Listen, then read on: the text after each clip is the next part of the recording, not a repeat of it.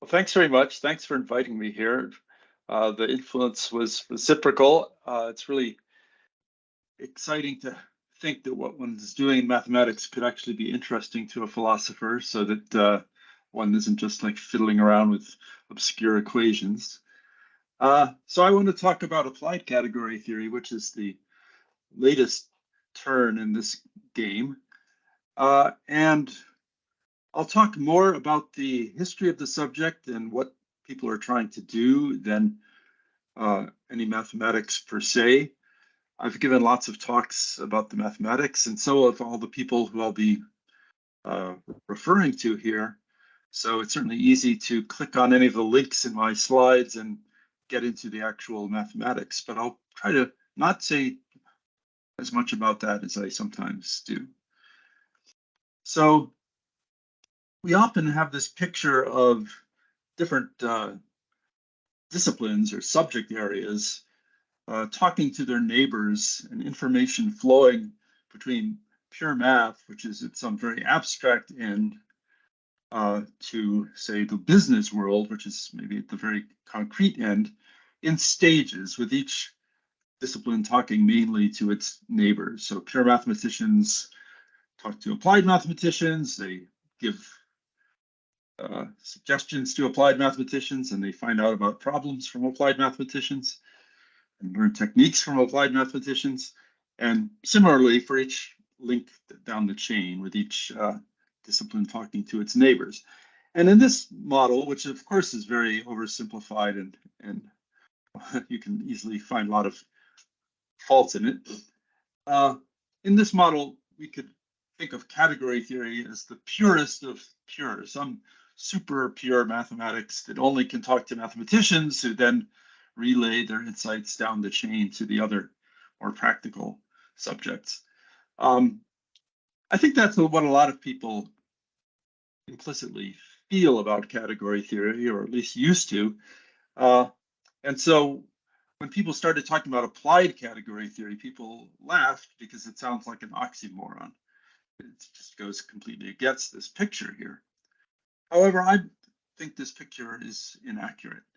For one thing, a very important fact is that starting maybe around 1980 or so, it became clear that computer science really cuts across this traditional flow of information. Computer science interacts almost directly with every single piece of this chain.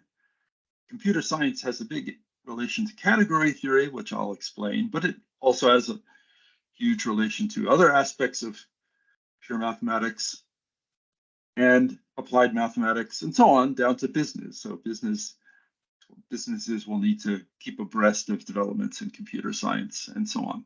Basically, we now communicate and think with the help of these machines called computers that we have devised to help us, and they change the whole game at every single step of the way.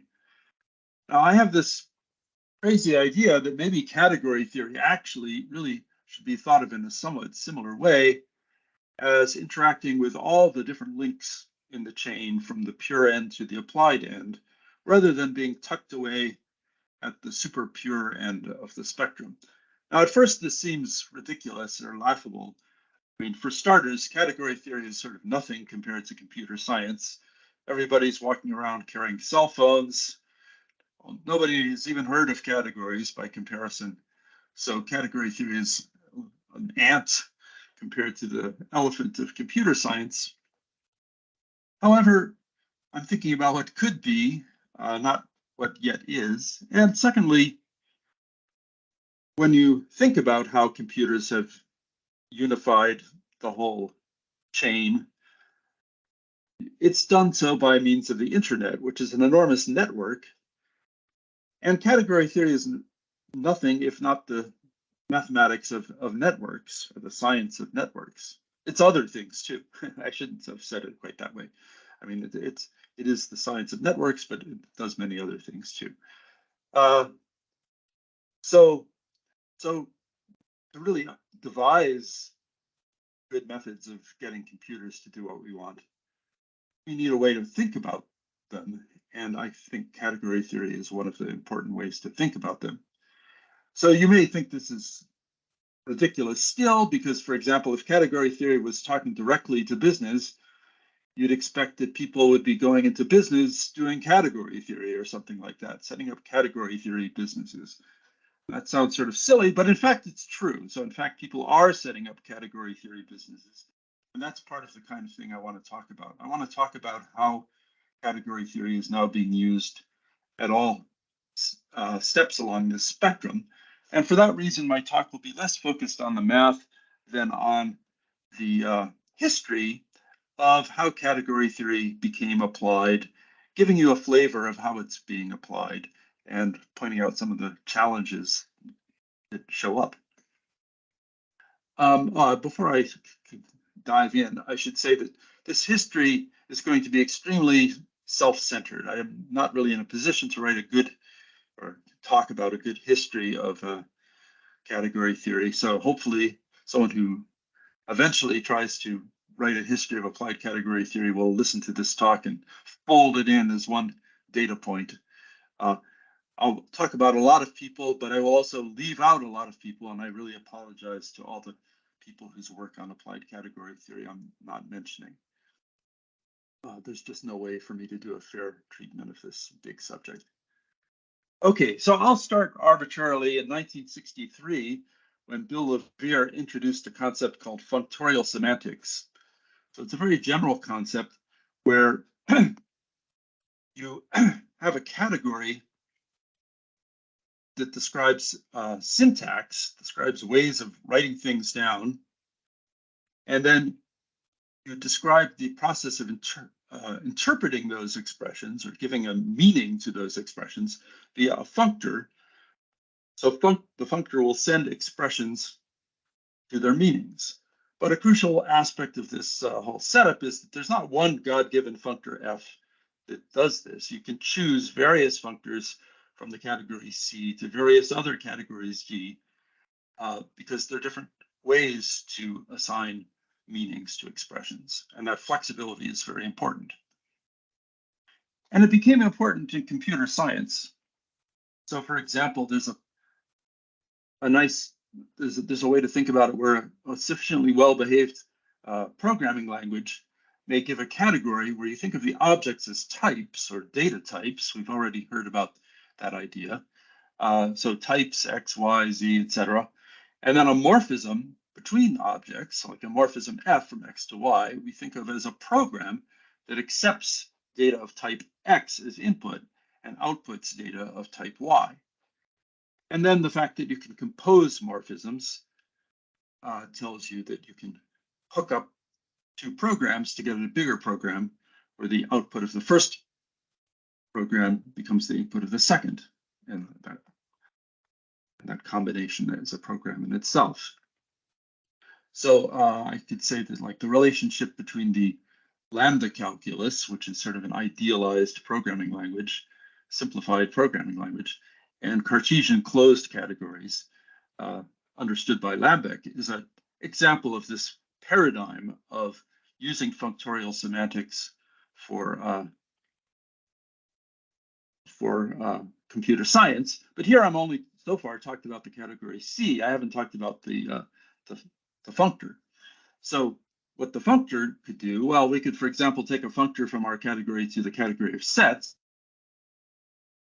map each data type X to a set, and that would be the set of possible values of that data. So like you could have a data type like real numbers, and then F would map it to the actual set of real numbers. And then each program gets mapped ideally to a function. And the key fact of a functor is that it preserves composition, so that composing programs would give rise to composing the functions they compute. And the identity program, which does nothing at all, you interpret it via this functor F, it gives you the identity function, which does nothing at all on a set. So that's a paradigm that became important in theoretical computer science. I wouldn't say that most computer scientists know or care about functorial semantics, but in a certain community of the more mathematical theoretical computer scientists, this idea has become quite important. And there are certain languages like Haskell, for example, and others that really take advantage of this viewpoint. In particular, Haskell uses a category theoretic construct called monads, which has sent many generations of young computer scientists running for help from category theorists to try to figure out what a monad is. I don't want to explain what a monad is. It's a category theoretic construct, which, like many other constructs, become important when you start thinking about programming in this functorial semantics way. But in the 1980s, something very different happened. Particle physicists realized that any quantum field theory specifies a category, and now the objects are, roughly speaking, collections of particles, and the morphisms are, roughly speaking, ways for particles to interact in terms of other particles. And in fact, Feynman drew pictures called Feynman diagrams for describing how particles interact with each other. This was a bold move because, although it seems very intuitive here, you have a proton and an antiproton coming in from the left, and then they collide and all sorts of other particles shoot out. In reality, particles are not little dots moving along little straight lines. Quantum mechanics says that particles are wave-like in character. So when Feynman introduced this pictorial language, he got a lot of opposition from older quantum physicists like Heisenberg and Bohr. And yet it turned out Feynman was correct in doing this. What Feynman diagrams actually are, later became clear, much later, is there are pictures of morphisms in specific categories, and that each individual quantum field theory gives a category, and then that determines what allowed Feynman diagrams you can write. So if you have a theory that doesn't have quarks in it, you're not allowed to write this Q line for quark. And then what do you do with these pictures? Well, your goal in particle physics is to compute a bunch of numbers, like what's the probability that if I smack two particles into each other that some other particle shoots out. So for calculating numbers, we need to interpret our Feynman diagram. That is, in the functorial semantics attitude, we need to functor from our category to some other category which assigns meaning to the Feynman diagrams. And this category we could take to be the category of Hilbert spaces, a widely loved mathematical structure in quantum mechanics.